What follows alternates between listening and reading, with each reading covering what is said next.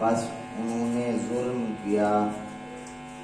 فانظر کیف کان عاقبۃ المفسدین، بس آپ دیکھیں کیسے انجام ہے فساد پھیلانے والوں کا۔ یہ آیت کریمہ کہ ہم نے ان کے بعد، ان سے مراد جو انبیاء پہلے گزر چکے ہیں وہ مراد ہیں۔ جو پہلے انبیاء کا ہم ذکر پڑھ چکے ہیں 5 کا، ان کے بعد موسیٰ علیہ السلام آئے ہیں کہ ان کے بعد ہم نے بھیجا موسیٰ علیہ السلام کو، تو ان کے بعد موسیٰ علیہ السلام آئے ہیں۔ تو یہ بات یہاں تک ہے۔ اب سوال ایک ہے، اس کا جواب سے پہلے دیتا ہوں کہ حضرت آدم علیہ السلام سے حضرت موسیٰ علیہ السلام اور موسیٰ علیہ السلام سے ہمارے نبی تک کا کتنا عرصہ بیت گیا ہے۔ ایک بات آپ کے سامنے رکھ رہا ہوں کہ حضرت آدم سے حضرت موسیٰ، امام محمد بن سعد نے محمد بن عمر بن واقدی سے روایت کیا ہے کہ حضرت آدم اور حضرت نوح کے درمیان 10 صدیاں اور حضرت نوح اور حضرت ابراہیم کے درمیان بھی 10 صدیاں ہیں، اور حضرت ابراہیم اور موسیٰ بن عمران کے درمیان بھی 10 صدیاں ہیں۔ حضرت ابن عباس رضی اللہ تعالی عنہما نے فرمایا کہ حضرت موسیٰ بن عمران اور حضرت عیسیٰ علیہ السلام کے درمیان 1900 سال کا فاصلہ ہے، اور اس زمانے میں رسالت منقطع نہیں ہوئی، رسالت پھر بھی چلتی رہی ہے۔ اس مدت میں بنی اسرائیل کی طرف 1000 نبی بھیجے گئے، اور حضرت عیسیٰ اور ہمارے نبی سیدنا محمد رسول اللہ صلی اللہ علیہ وسلم کی پیدائش کے درمیان 569 70 یا 71 سال کی مدت کا فاصلہ ہے۔ خلاصہ کلام یہ ہے کہ حضرت آدم علیہ السلام کے 3000 سال بعد موسیٰ علیہ السلام پیدا ہوئے ہیں، اور حضرت آدم علیہ السلام کے 5469 سال بعد ہمارے نبی کریم صلی اللہ علیہ وسلم کی پیدائش ہوئی ہے۔ اور آج جو وقت چل رہا ہے 1442، اس حساب سے حضرت آدم علیہ السلام کی ولادت سے اب تک تقریباً 6964 سال گزر چکے ہیں۔ حضرت آدم سے لے کر اب تک تقریباً 6964 سال بیت چکے ہیں۔ اور یہاں پر یہ بات بھی بتاتا چلوں کہ انسانوں میں سب سے پہلا انسان حضرت آدم علیہ السلام ہے، جن کو اللہ نے نبی بنا کر بھیجا۔ آدم علیہ السلام جن کو نبی بنا کر بھیجا، ان کی کنیت تھی حضرت ابو البشر، اور ان کا لقب تھا صفی اللہ، اور ان کا کلمہ یوں پڑھا جاتا تھا، لا الہ الا اللہ آدم صفی اللہ۔ تو سب سے جو پہلے پیغمبر جو حدیثوں میں آتے ہیں، جن کو سب سے پہلا نبی کہا گیا یا سب سے پہلا پیغمبر مبعوث کیا گیا ہے، حافظ ابن کثیر کی تحقیق کے مطابق اور امام ابن عساکر کی تحقیق کے مطابق سب سے پہلے حضرت نوح علیہ السلام کو مبعوث کیا گیا ہے۔ تو اس طرح یہ سلسلہ حضرت موسیٰ علیہ السلام کا ذکر ملتا ہے حضرت آدم علیہ السلام سے کئی ہزار سال بعد۔ اب حضرت موسیٰ علیہ السلام کون ہے؟ پہلے بھی ہم انبیاء کا ذکر پڑھتے رہے ہیں، تو میں نے ان کا کچھ نام و نسب اور ان کی کچھ حالات زندگی آپ کے سامنے رکھے تھے، تو آج میں بتانے لگا ہوں حضرت موسیٰ علیہ السلام۔ تو حضرت موسیٰ علیہ السلام کا نسب کچھ یوں ہے، موسیٰ بن عمران بن قاہث بن آذر بن لادہ بن یعقوب بن اسحاق بن ابراہیم علیہ السلام۔ اب بتاتا ہوں ان کی پیدائش کیسے ہوئی۔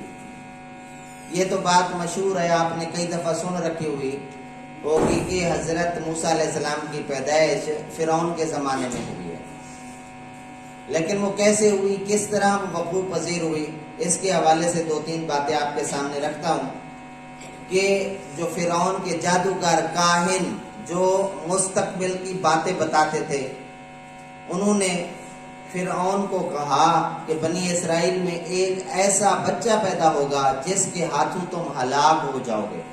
تب فرعون نے حکم دیا کہ بنی اسرائیل کے جو بچے نئے نئے پیدا ہوتے ہیں سب کو قتل کر دیا جائے۔ پھر قبطیوں نے فرعون سے شکایت کی، جو فرعون کے بڑے بڑے لوگ تھے، جو ارد گرد وزیر مشیر تھے، انہوں نے شکایت کی کہ اگر تم اس طرح بنی اسرائیل کے ہر پیدا ہونے والے بچے کو مروا ڈالو گے تو ہمارے ہاں تو جوان بھی ختم ہو جائیں گے، ہمارے یہاں تو کوئی بھی نہیں رہے گا، ہم بوڑھے جب مر جائیں گے پیچھے کیا بچے گا۔ تو فرعون کو یہ بات سمجھ آئی، اور اسی طرح انہوں نے یہ کہا کہ ہماری نسل چلو بچ جائے گی، لیکن ہمارے جو خدمت گزار غلام وہ کہاں سے آئیں گے۔ تو اس طرح یہ دو باتوں کے مد نظر فرعون نے دوسرا اعلان کیا کہ 1 سال بچوں کو قتل کیا جائے، 1 سال قتل بیٹوں کو نہ کیا جائے۔ یہ دوسرا، پہلا اعلان یہ تھا، دوسرا اعلان یہ ہوا۔ اب دوسرے اعلان کے بعد اب کیا ہوتا ہے کہ وہاں پہ وہب بن منبہ نے بیان کیا ہے کہ فرعون نے 70,000 نومولود بچوں کو قتل کرائے ہیں، 70,000 لڑکوں کو۔ جب حضرت موسیٰ علیہ السلام کی والدہ کو حضرت موسیٰ کا حمل ٹھہرا تو کسی کو معلوم نہیں ہوا، انہوں نے حضرت موسیٰ کی ولادت کی، ان کی بہن مریم کے سوا اور کسی کو خبر نہیں ہوئی۔ جب حضرت موسیٰ علیہ السلام پیدا ہوئے تو ڈھونڈنے والے ان کے پاس پہنچ گئے، اس نے فرعون نے انٹیلیجنس، سپاہی، فوج، مختلف محکمے کے بندے رکھے ہوئے تھے کہ کوئی بچہ پیدا ہو بچ جائے تو ہمیں بتایا جائے۔ تو وہاں پر ڈھونڈنے والے جب پہنچے تو انہوں نے حضرت موسیٰ علیہ السلام کو، ان کی ماں نے، انہوں نے نہیں، حضرت موسیٰ علیہ السلام کی ماں نے ان کو تنور میں ڈال دیا، لیکن پھر بھی وہ سلامت رہے۔ پھر انہوں نے 3 ماہ تک ان کو چھپا کر رکھا، پھر ان کو اندیشہ ہوا تو انہوں نے حضرت موسیٰ علیہ السلام کو تابوت میں رکھ کر دریا میں ڈال دیا۔ پانی اس تابوت کو بہا کر فرعون کے محل تک لے گیا۔ جو فرعون کا محل تھا نا، وہ ایسے محسوس ہوتا تھا کہ پانی کے اوپر بنا ہوا ہے۔ آج بھی جو نہروں کے اوپر گھر ہیں ان کی ویلیو زیادہ ہوتی ہے۔ تو اگر وہ ایسا وہاں پر سین نظر آئے، منظر کشی کی گئی ہو کہ ایک طرف خشکی ہے دوسری طرف پانی ہے، جو محل ہے اس میں سے پانی میں سے پلر بنا کر گھر کو اوپر بنا دیا جائے تو اس کا منظر بہت اچھا لگتا ہے، یہ لوگوں کو پسند ہوتا تھا کہ پانی بھی نیچے بہ رہا ہے، اوپر چھت ڈلی ہوئی ہے، جہاں سے آپ وہاں پہ آپ پاؤں لٹکا کے پانی میں بیٹھے رہیں، وہاں کچھ کرتے رہیں، آپ کے گھر میں پانی ایسے محسوس ہوگا گھر میں پانی ہے۔ یہ اس محل کو اس طرح بنایا گیا تھا۔ تابوت چلتے چلتے چلتے فرعون کے محل میں پہنچا، محل والوں نے اس تابوت کو اٹھا لیا، اور ان کی بیوی تھی فرعون کی جو نیک بخت اور انتہائی اللہ کی پسندیدہ خاتون تھی، جس کا نام تھا حضرت آسیہ۔ تو انہوں نے وہ تابوت کھلوایا، فرعون نے دیکھا کہ اس میں بچہ ہے تو فرعون فوراً کہنے لگا یہ میرے دشمنوں کا ہے، لہٰذا اس کو میں اب بھی ذبح کرواتا ہوں۔ یہ کیسے بچ گیا تھا میرے ہاتھ سے؟ تو بی بی آسیہ نے کہا یہ 1 سال سے بڑی عمر کا ہے، تم نے اس سال پیدا ہونے والے لڑکوں کو ذبح کا حکم دیا، اس کو چھوڑ دو، یہ میری اور تمہاری آنکھوں کی ٹھنڈک کا باعث بنے گا۔ پرورش کیسے ہوئی؟ یہ تو آپ پہنچ گئے نا۔ 2 باتیں میں نے بتائی، حضرت موسیٰ علیہ السلام کا نام اور ان کا نسب، اس کے ساتھ میں نے پیدائش بتائی کہ حضرت موسیٰ علیہ السلام کیسے پیدا ہوئے۔ اب میں آپ کے سامنے یہ بات رکھتا ہوں کہ پرورش کیسے ہوئی، کیسے پالا گیا، کس طرح وہ بڑے ہوئے۔ تو فرعون کے ہاں صرف بیٹیاں ہی بیٹیاں پیدا ہوتی تھی، بیٹا نہیں تھا اس کا۔ اس لیے جب اس کی بیوی آسیہ نے یہ جملہ کہا کہ اس کو رہنے دیا جائے، یہ ہمارے لیے باعث برکت یا باعث ٹھنڈک ہوگا، تو اس نے اس کو رہنے دیا اور اسے محبت کرنے لگا۔ موسیٰ علیہ السلام کی والدہ کو یہ معلوم ہو گیا تھا کہ موسیٰ فرعون کے گھر پہنچ گئے ہیں۔ انہوں نے ان کی بہن مریم، ان کی بہن موسیٰ علیہ السلام کی بہن مریم کو فرعون کے ہاں بھیجا تاکہ معلوم ہو سکے فرعون نے موسیٰ کے ساتھ کیا کیا ہے۔ ان کی بہن دوسری عورتوں کے ساتھ، کیونکہ عورتیں مبارکبادی دینے کے لیے آ رہی تھی فرعون کے گھر، تو وہ جو حضرت بی بی مریم ہے جو موسیٰ کی بہن تھی، وہ بھی ان عورتوں کے ساتھ شامل ہو کر وہاں پر آئی۔ دیکھا تو وہاں پر محسوس ہو آ کر پتہ چلا کہ جو بچہ فرعون کے گھر میں ہے وہ دودھ کسی کا نہیں، کسی عورت کا دودھ نہیں پیتا. تو لہذا اس لڑکی نے، اس بی بی مریم نے یہ جملہ کہا جو قرآن نے نقل کیا سورۃ القصص میں. یہ پورا واقعہ بھی موجود ہے. هل ادلکم علی اہل بیت یکفلونہ لکم وہم لہ ناصحون. کیا میں تمہاری ایسے گھر والوں کی طرف رہنمائی نہ کروں، ایسا گھر نہ بتا دوں تمہیں جس گھر میں اس کی پرورش ہوگی اور وہ لوگ بڑے خیر خواہ لوگ ہیں. انہوں نے کہا ہاں بتاؤ کون ہے وہ. تو جب انہوں نے کہا کون ہے تو اس نے کہا عمران کی بیوی حنہ ہے. عمران موسیٰ کے والد کا نام ہے، یاد رکھیں. اور والدہ کا نام کیا ہے؟ حنہ، بے نون ہے، حنہ. انہوں نے اس کو بلوایا. حضرت موسیٰ علیہ السلام کی والدہ آئیں تو حضرت موسیٰ نے ان کا دودھ پیا اور وہ سو گئے. جب حضرت موسیٰ علیہ السلام کے دودھ پینے کی مدت ختم ہو گئی تو ایک دن فرعون ان کو اپنی گود میں لے کر بیٹھا تھا. حضرت موسیٰ علیہ السلام نے فرعون کی داڑھی کو پکڑ کر کھینچا.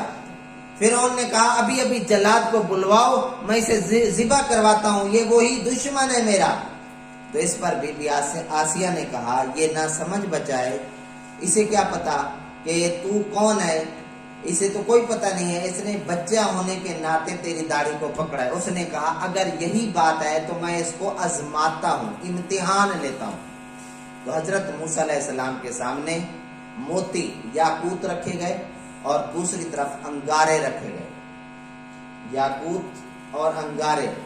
اور بچے حضرت موسیٰ علیہ السلام کو چھوڑ دیا گیا کہ موسیٰ علیہ السلام کیا چیز اٹھاتا ہے. تو حضرت موسیٰ علیہ السلام یاقوت کی طرف جانے لگے تو حضرت جبریل علیہ السلام نے اللہ تعالیٰ کے حکم سے حضرت موسیٰ علیہ السلام کی رہنمائی انگارے کی طرف کی. تو انگارے کو جا کر حضرت موسیٰ نے اٹھایا اور منہ میں ڈال لیا، جس سے ان کی زبان میں لکنت پیدا ہو گئی تھی، جس کو دور کرنے کے لیے یہ 16ویں پارے کی مشہور سورت طٰہٰ ما انزلنا علیک القرآن لتشقیٰ میں یہ ہم دعا پڑھتے ہیں. یہ حضرت موسیٰ علیہ السلام کی رب اشرح لی صدری ویسر لی امری. یہ اگلا جو جملہ ہے واحلل عقدۃ من لسانی، رب اشرح لی، اے میرے رب تو کھول دے میرے لیے میرے سینے کو، اور رب اشرح لی صدری ویسر لی امری، اور میرے معاملے کو میرے لیے آسان فرما. واحلل عقدۃ من لسانی، اور میری زبان میں جو لکنت پیدا ہو گئی ہے اس کو تو دور فرما، کھول دے. تو یہ دعا حضرت موسیٰ علیہ السلام کی، یہ وہی کی وہی یفقہ قولی، اور میری بات تاکہ لوگوں کو سمجھ آ جائے. یہی بات ہوتی ہے جس کے جو لوگ رک رک کر بولتے ہیں، اٹک اٹک کر بولتے ہیں، ان کی زبان یعنی ان کی بات زیادہ تر سمجھ نہیں آتی اور لوگ ان کی بات سننے کو تیار نہیں ہوتے. یہی حضرت موسیٰ علیہ السلام نے یہ دعا کی تھی. پھر حضرت موسیٰ علیہ السلام جوان ہو گئے. یہ وقت چلتا رہا. جب یہ بات امتحان لیا گیا تو بی بی آسیہ نے کہا دیکھ بچہ تھا نا انگارہ منہ میں رکھا ہے، اگر اس کو سمجھ ہوتی تو تیری داڑھی پکڑتا، یا سمجھ ہوتی تو یہ یاقوت اٹھاتا، کبھی بھی انگارے کو منہ میں نہ رکھتا. تو اس بات کے بعد پھر اس کو چھوڑ دیا گیا. حضرت موسیٰ علیہ السلام جوان ہو گئے اور وہ فرعون کی سواریوں پر سوار ہوتے، شاہی لباس پہنتے تھے، ٹھاٹ باٹ کی زندگی تھی، فرعون کے گھر میں رہتے تھے. لوگوں نے یہ کہتے تھے موسیٰ علیہ السلام کو موسیٰ بن فرعون، یعنی یہ فرعون کا بیٹا ہے. یعنی پرورش ادھر پائی، بچپنا وہیں گزارا، لڑکپن وہیں گزارا، جوانی وہیں گزر رہی ہے، تو کس کا بیٹا کہیں گے؟ فرعون کا ہی کہیں گے. ایک دن حضرت موسیٰ علیہ السلام شہر گئے تو وہاں دو آدمیوں کو لڑتے ہوئے دیکھا. ایک ان کی قوم بنی اسرائیل سے تھا، دوسرا ان کے دشمن قبطیوں میں سے تھا. اس اسرائیلی نے قبطی کے خلاف حضرت موسیٰ علیہ السلام سے مدد طلب کی. حضرت موسیٰ علیہ السلام نے قبطی کو ایک گھونسا مارا جس سے وہ مر گیا. موسیٰ علیہ السلام کا یہ گھونسا مارنا قصدن نہیں تھا، نہ گھونسے سے بندہ مرتا ہے، کوئی مکہ مار دے کوئی بندہ نہیں مرتا، لیکن انہوں نے مارا، اللہ کا حکم تھا، وہ بندہ فوراً مر گیا. اب اس کا جو مارنے والا وہ نہ ملے. حضرت موسیٰ علیہ السلام کے دل میں خوف پیدا ہو گیا، یہ کیا مسئلہ ہو گیا ہے، یہ کیا ہو گیا ہے. لیکن حضرت موسیٰ علیہ السلام شرمندہ تھے اس بات پر، استغفار کرتے رہے، عاجزی اور انکساری کرتے رہے. حضرت موسیٰ علیہ السلام اس قتل پر اتنے نادم ہوئے کہ وہ کبھی کہیں چلے جاتے تھے، کبھی کہیں چلے جاتے تھے. پھر دوسرے دن جب شہر گئے تو دو بندے پھر لڑ رہے ہیں. ان میں سے ایک وہی جو کل والا تھا، ایک کوئی دوسرا تھا. تو اس نے پھر مدد طلب کی. تو حضرت موسیٰ علیہ السلام جب قریب گئے اس کو محسوس ہوا کہ یہ پھر مکہ یا گھوسا مارنے لگے ہیں. تو وہ ڈرا. اس نے کہا کل بھی تو نے گھوسا مارا تھا، وہ بندہ مر گیا تھا، آج میں نہیں مارنے دوں گا. تو لوگ سن رہے تھے تو اس سے پتہ چل گیا کل والا جو بندہ مرا ہے وہ حضرت موسیٰ علیہ السلام نے مارا ہے. تو اس طرح سب کو پتہ چل گیا تھا کہ حضرت موسیٰ علیہ السلام نے یہ سب کچھ کیا ہے. اور یہ بات یاد رکھیں، حضرت موسیٰ علیہ السلام نہ اس کو مارنا چاہتے تھے، نہ فطرتاً اس ایک موقع سے آدمی مرتا ہے. یہ بعض لوگ اس طرح کہتے ہیں کہ حضرت موسیٰ علیہ السلام قاتل ہیں، انہوں نے گناہ کبیرہ کر رکھا ہے. میں نے کل بھی یہ بات بتائی تھی، نبی معصوم ہوتا ہے، کوئی گناہ کبیرہ نہیں کرتا، نہ گناہ صغیرہ کرتا ہے، حتیٰ کہ خلاف اولا بھی نہیں کرتا. یہ بات بھی ذہن میں رکھیں. جو یعنی خلاف اولا کا مطلب ہوتا ہے کہ جو اولا کام کے ایک دو چیزیں ہوتی ہیں، اس کو اپناؤ، اس کو دونوں جائز ہے، دونوں کرنا ٹھیک ہے، لیکن ان میں سے ایک کرنا زیادہ بہتر ہوتا ہے. تو اس طرح کے بھی کام نہیں کرتے ہوئے انبیاء جو ہوتے ہیں، انبیاء انتہائی نیک انسان ہوتے ہیں، متقی ہوتے ہیں، پرہیزگار ہوتے ہیں. ہمارے ہاں تو پتہ نہیں نبی کو کیا پیش کیا جاتا ہے جی، وہ بڑے بھائی کی طرح ہوتا ہے، وہ پنڈ کے چودھری جتنا ہوتا ہے. استغفر اللہ سے بہت بڑا مقام ہے. اللہ کے بعد سب سے ٹاپ کلاس مخلوق نبی ہیں، انبیاء ہیں. ان کی عزت کے اعتبار سے، متقی ہونے کے اعتبار سے، روحانی طاقت کے اعتبار سے، جسمانی طاقت کے اعتبار سے، ہر لحاظ سے وہ فٹ، وہ پاورفل نبی کی ذات ہوتی ہے. باقی امتی اس کے بعد ہوتے ہیں، کچھ بھی ہو جائے. تو لہذا جو پھر یہاں پر اور بات، انبیاء میں پھر سب سے ٹاپ کلاس جو مقام اور مرتبہ ہے وہ ہمارے پیارے پیغمبر حضرت محمد رسول اللہ صلی اللہ علیہ وسلم کا. پھر ان کو پتہ نہیں اللہ نے کتنی جانیں دی ہوں گی. تو یہ بات میں نے آپ کے سامنے رکھی حضرت موسیٰ علیہ السلام کے حوالے سے. تو حضرت جب یہ بات سب کے سامنے راز کھلا، حضرت موسیٰ علیہ السلام نے وہاں سے بھاگ جانے کا ارادہ کیا، میں اس شہر میں نہیں رہتا. حضرت موسیٰ علیہ السلام چلتے چلتے چلتے مدین پہنچے. مدین وہاں دیکھا لوگ ایک کنویں سے پانی نکال رہے ہیں اور اپنے جانوروں کو پانی پلا رہے ہیں. ان سے دور دو عورتیں کھڑی ہوئی ہیں جو اپنے جانوروں کو پانی کی طرف جانے سے روک رہی ہیں. ان کے پاس بکریاں تھیں ان عورتوں کے پاس. حضرت موسیٰ علیہ السلام نے ان سے جا کر پوچھا تم پانی کیوں نہیں، ہر بندہ تو پانی پلا رہا ہے، تم کیوں نہیں پلاتی؟ تو انہوں نے کہا ہم اپنے جانوروں کو پانی نہیں پلا سکتی جب تک یہ لوگ اپنے جانوروں کو پانی پلا کر واپس نہ چلے جائیں، اور ہمارے باپ بہت بوڑھے ہیں. تو حضرت موسیٰ علیہ السلام نے ان کی بکریوں کو پانی پلوا دیا، پھر سائے کی طرف آ کر بیٹھ گئے اور کہا اے میرے رب، میں یقیناً اس خیر اور برکت کا محتاج ہوں جو تو نے مجھ پر نازل کیے. پھر تھوڑی دیر بعد ان دو عورتوں میں سے جن کی بکریوں کو پانی پلوایا تھا، ایک عورت شرم و حیا سے چلتی ہوئی آئی. اس نے کہا میرے والد آپ کو بلا رہے ہیں تاکہ آپ کو پانی پلانے کی اجرت دے. جب حضرت موسیٰ علیہ السلام ان لڑکیوں کے باپ کے پاس گئے تو انہوں نے ان کو اپنے حالات بتائے.